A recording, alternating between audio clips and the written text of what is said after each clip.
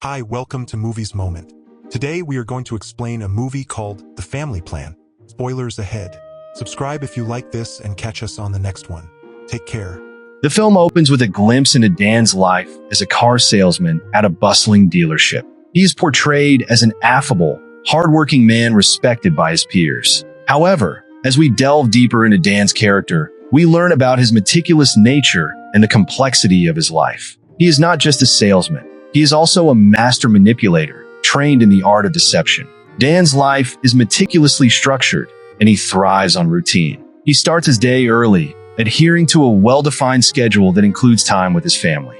This structured life is reflected in how he interacts with his wife and children, showcasing both his love for them and his underlying struggle to maintain control over his chaotic past. When Dan arrives home, he's greeted by Jessica and their 3 kids. Nana, Kyle, and Max. Jessica is in the midst of a heated discussion with Nina, who's torn about her college choice. Nina initially planned to go to Stanford for journalism, but has now decided to follow her boyfriend, Trevor, to Southern Iowa University. This change frustrates Jessica, who sees it as a huge mistake. Jessica turns to Dan for support, hoping he will intervene, but Nina stands firm in her decision, setting up a dynamic tension within the family.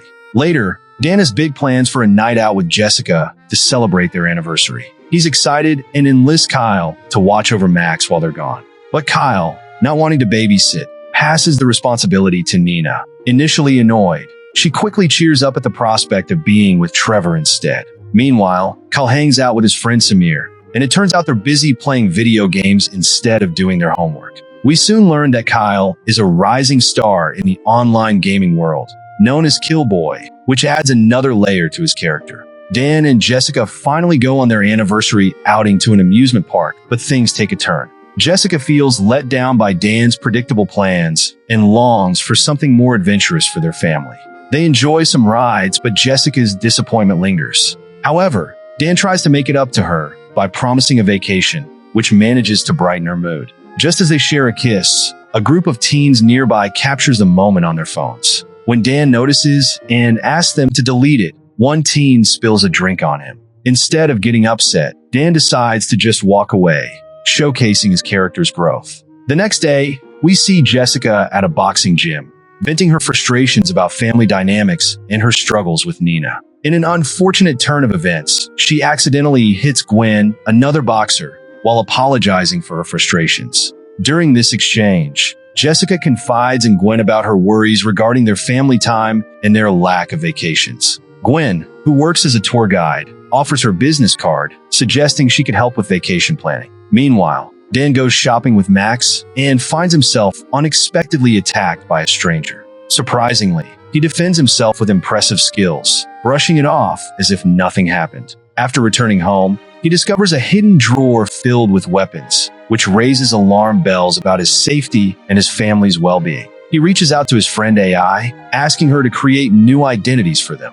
This moment shows Dan's commitment to protecting his family at all costs. Later, Dan takes Max to Nina's school, only to find out she hasn't contributed to the school magazine for months. Instead, she's hanging out with her friends under the stadium. Dan expresses disappointment, while Nina explains her feelings of being unappreciated for her articles. This conversation hints at deeper issues within their family dynamic, emphasizing the generational gap and communication barriers between parents and teenagers. When Dan picks up Kyle from chess class, he discovers he's actually gaming at Samir's garage instead of doing homework. This prompts Dan to reprimand him, showcasing the typical parent-teen struggles. In an attempt to turn things around, Dan surprises Jessica by announcing a spontaneous family trip to Las Vegas, which excites her. However, things quickly take a turn when a mysterious black van starts following them. Noticing the van, Dan goes into protective mode, speeding up to shake them off. He drives to his dealership to check for a tracking device on their car, and sure enough, he finds one. In a clever move, he transfers the device to a test car to mislead his pursuers. This moment demonstrates Dan's resourcefulness and experience in dealing with danger. Once he's sure they've thrown off the trackers, they continue their drive. To further protect their identities, Dan makes the bold decision to throw away all their phones when Jessica wants to post photos of their trip. This decision forces the family to engage with each other more and leads to them sharing laughs and singing together in the car, strengthening their family bonds in the process. Meanwhile, McCaffrey and his henchmen are hot on Dan's trail, struggling due to the lack of digital traces left by the family.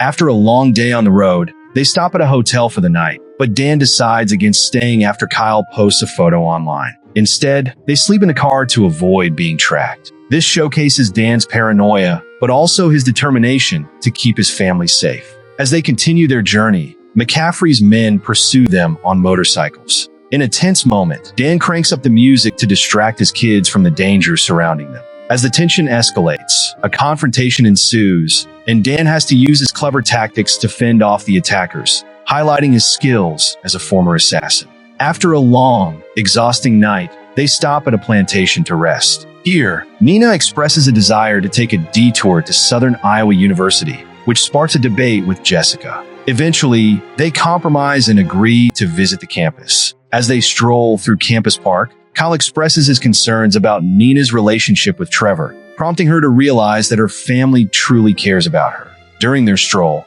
Dan overhears Jessica talking about her past as a pole vaulter and her injury that derailed her athletic career. This moment shows a glimpse of Jessica's character and highlights the challenges she's faced. Dan considers sharing his own past with his family, but spots a suspicious man nearby, which makes him reconsider. However, before he can relax, a sudden confrontation with McCaffrey's men leads to a tense fight in a lab.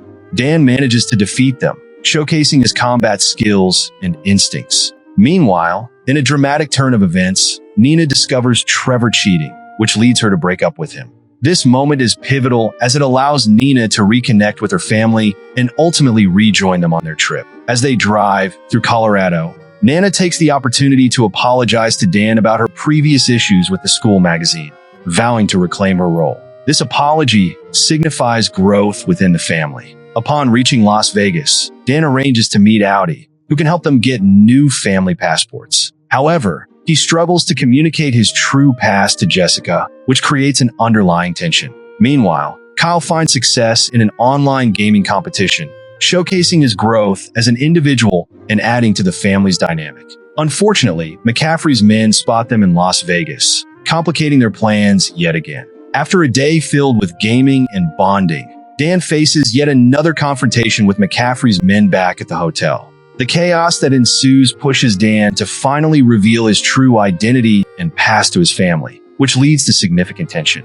Jessica feels betrayed, grappling with the deception of Dan's double life. As the stakes rise, Jessica decides to plan a getaway with the kids, trying to shield them from the chaos. But her plans take a precarious turn when she finds herself in a dangerous situation with McCaffrey. It's a race against time as Dan confronts McCaffrey, leading to an intense and climactic showdown. Throughout this struggle, Dan demonstrates his commitment to protecting his family, proving that love and dedication can overcome even the most challenging obstacles. In the final showdown, Dan's experience and skills shine through as he successfully protects his family, confronting McCaffrey head-on. With McCaffrey ultimately imprisoned, Dan is finally free from his past and ready to start fresh. He makes a career shift to work in security advisory services, allowing him to use his skills for good while ensuring the safety of others. Meanwhile, Nina pursues her passion for journalism, demonstrating that she is ready to embrace her future.